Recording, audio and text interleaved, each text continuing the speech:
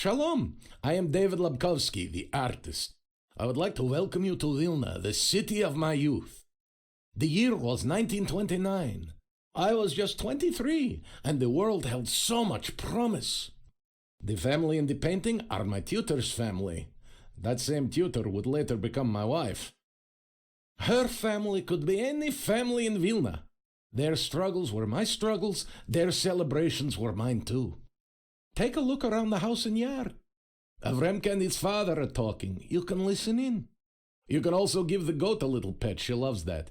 Then follow Rochalea inside for a tour of the house. Come, Avromke. Stop dragging your feet.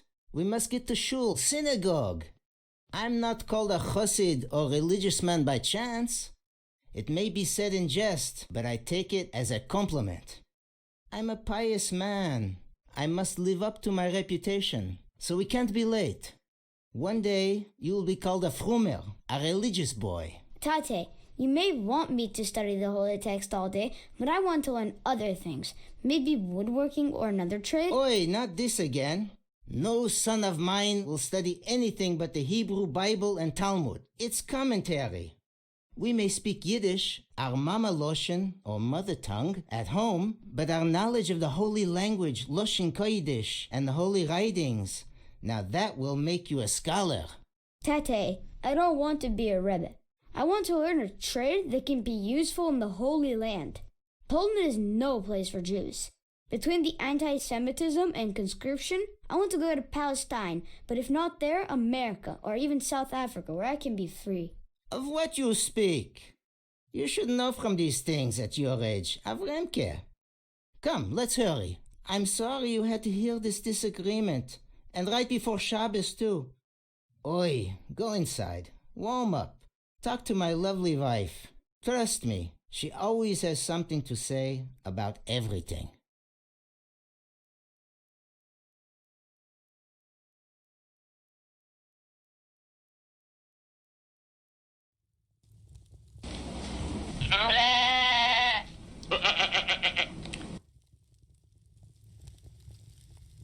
Come in, come in. Come inside and get warm. Look around the house. Don't be afraid to touch anything in here. Pick up the picture, take a closer look. It's one of my daughters. May she have a long and healthy life. I am so proud to welcome you to my house. I have had to work long hours, but now our home is finally and truly ours.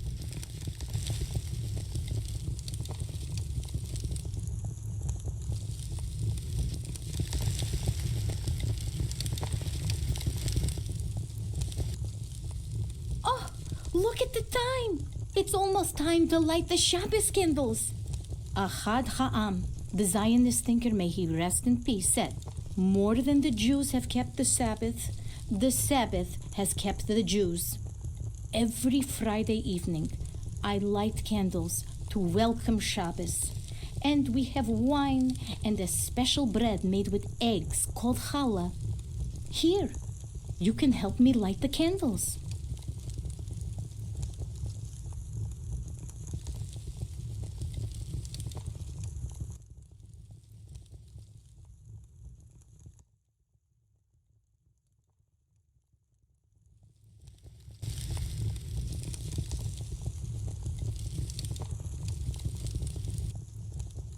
I am so proud of my girls.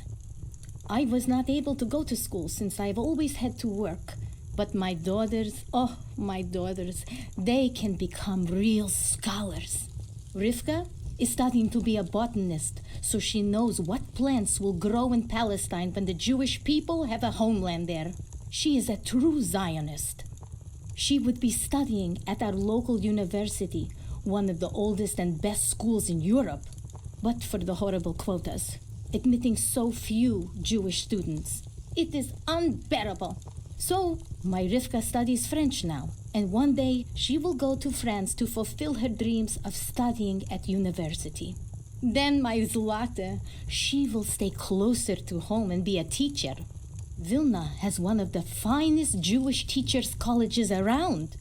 I hope she meets a wonderful boy who will come to study in Vilna like so many other boys from the small towns do. What a blessing that will be. Oh, and my Avremka, have you seen him? That boy and his dog Zuki get into all kinds of mischief. Is Avremka in his hiding place next to the bushes? He doesn't know that I know about it. But Moida has eyes in the back of my head. Oi, I see him with his father, headed to town to go to shul for Shabbos. Did you help them feed the goat on your way in? To have a true Vilna experience, you should see our town the way it is on market days. So many people coming and going. Head to the marketplace, where you can meet my friends Esther and Sonia, the Yentes, or busybodies. They will tell you all the best places to visit. Don't miss the kosher dairy restaurant. Can you believe the owner is my friend Fanya? She is so busy writing the first Yiddish vegetarian cookbook in Europe. Of course you can believe it. It's Vilna. We have everything. I want Fanya to buy some of my wonderful vegetables this spring. So tell her I sent you. Ah, there you are. Rakalea said you'd be coming. It's your first time here? Welcome. This is the Vilna market, where Esther and I sell our wares. I sell herring and she sells schmatters, or clothing. Vilnius is a truly diverse city. Just listen. You can hear Polish, Russian, Yiddish, Jews and non-Jews all living and working in the city. This is the Jewish quarter, and you are standing in the shadow of the great synagogue. In the city of 170,000 people, this small area is our home. We are about 55,000 Jews, 1/3 of the population. There are famous rabbis, known scholars, poets, artists, actors, writers, perhaps a poor community, but one rich in ideas. Over there, you can see farmers coming into the market. Everyone comes to the Vilna market to buy things they need or to sell their wares. You cannot live here without food to eat, a haircut, or a new shirt. Here, try on this hat. It would protect you from the rain, the sun. It's perfect, isn't it, Esther? Absolutely. A perfect hat. Listen to me. There may be one Jewish community in Vilna, but there are so many opinions and ideas about how things should be. When I was young, this city was Russian, with Russian laws, Russian schools, Russian street names, and laws and taxes that made our people suffer so. Then came the Great War, and change came with it. Our city changed hands so many times, from Russian to German to Polish and Lithuanian. It felt like a tug of war. But if you ask us where we are from, we will say Vilna, the Jerusalem of Lithuania. Don't just stand here talking to two old ladies. Go explore, and maybe you'll have an adventure. You say that you need time to explore this area, to see the market, the libraries, the courtyard, the prayer halls, and the great synagogue. I agree, there is a lot to see and hear. You can listen to three people tell you about their lives here in Vilna. They will each give you something. When you have these things from our beloved city, your visit will be complete. My grandson is so smart, you wouldn't believe. He can recite the holy text of the Talmud. He goes to the best yeshiva, a very religious school. My son is fluent in Torah study, and his son will be too. Yiddish at home, Loshen Kodesh or Hebrew for the Torah study. That is the way to keep our traditions from generation to You generation. are wrong. God The willing. best way to continue is to adapt our traditions to the modern world. Yes, learning our Loshen Kodesh is important for prayer, but my grandson's gymnasium or high school focuses more on secular subjects in Polish, such as geography, language, math, and sciences. He will speak Yiddish at home and Polish in the world around us. A little Russian wouldn't hurt him either. There are many gymnasiums in Vilna, but he goes to the absolute best. Oi, only studying secular material? He wouldn't have any religious knowledge.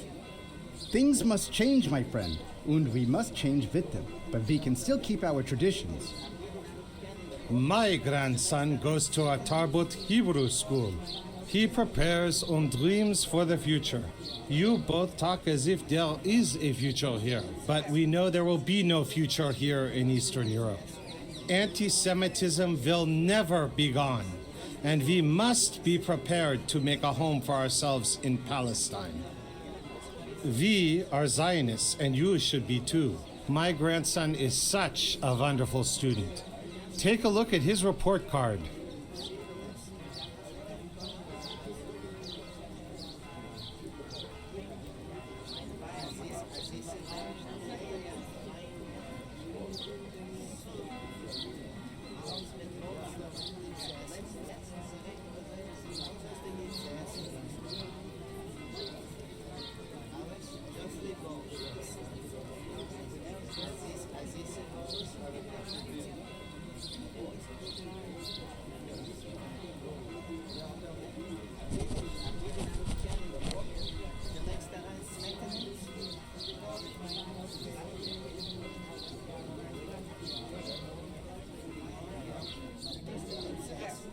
Welcome, I am Heiko Lunsky.